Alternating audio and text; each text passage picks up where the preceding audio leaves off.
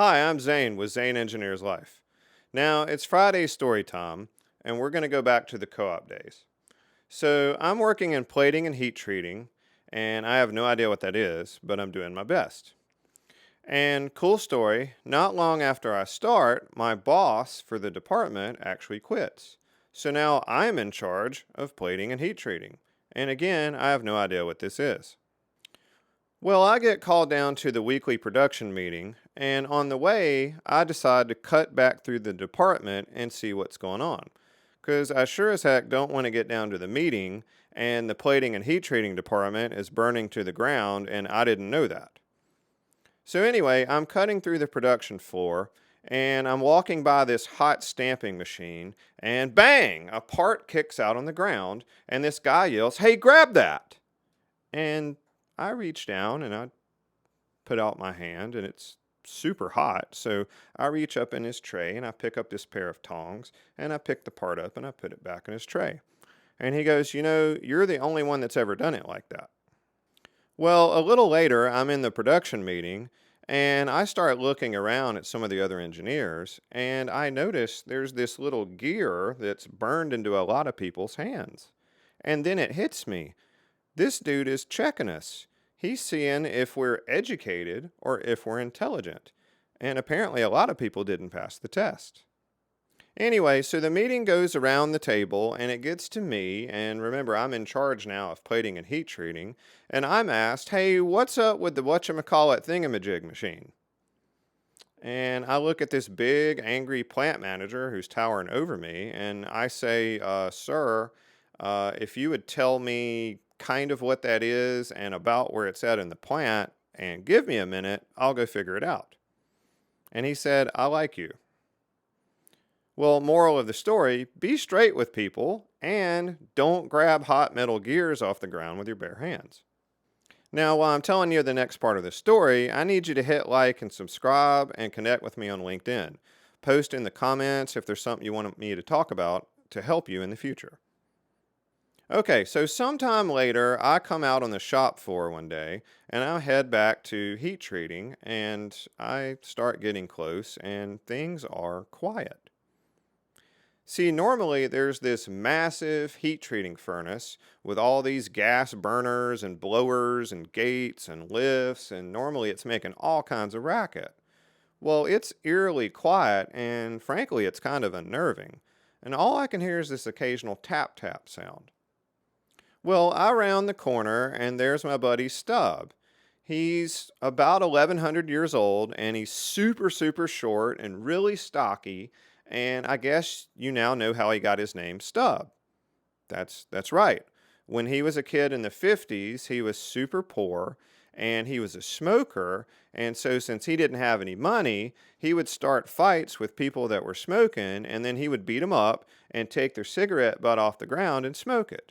And that's why he was called Stubb. So, anyway, Stubb is sitting in the chair and the heat treat furnace is not running. And Stubb's been running this heat treat furnace since the Pilgrims landed in America, and I'm not real sure what's going on. Well, I look around, and there's this new dude climbing on the furnace. And I look and I start thinking about it, and I remember someone mentioned that we had this new engineer, and I'd been hearing about him. Well, he's super clean cut, and he kind of looks the part. The only thing is, he's in this really nice button up white dress shirt, and he's got some suit style slacks on, nice shoes.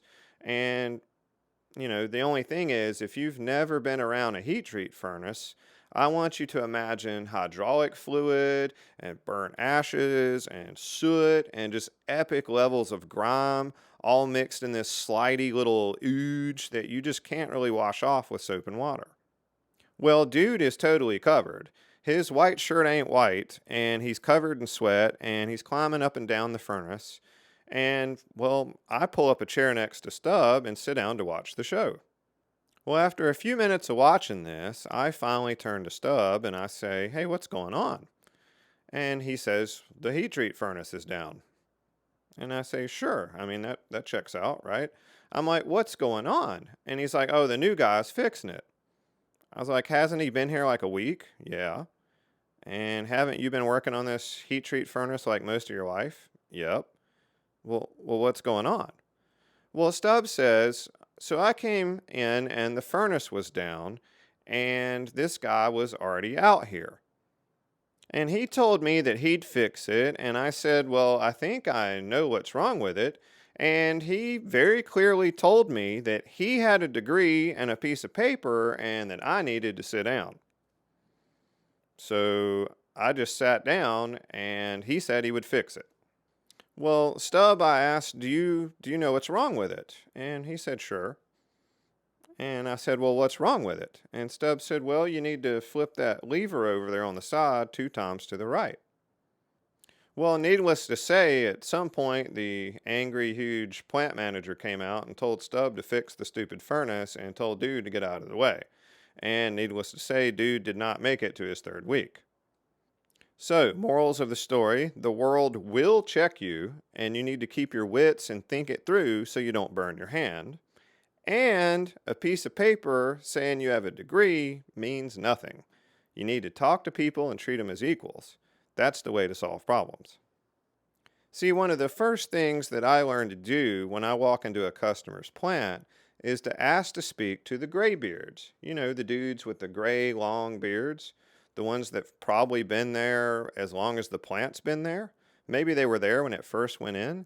See, they know what's going on, and they're the ones you want to talk to get to the bottom of the story. Don't be like super greasy shirt engineer dude and think you're smarter than someone just because you have a piece of paper. So I'm Zane with Zane Engineers Life, and we'll make you better.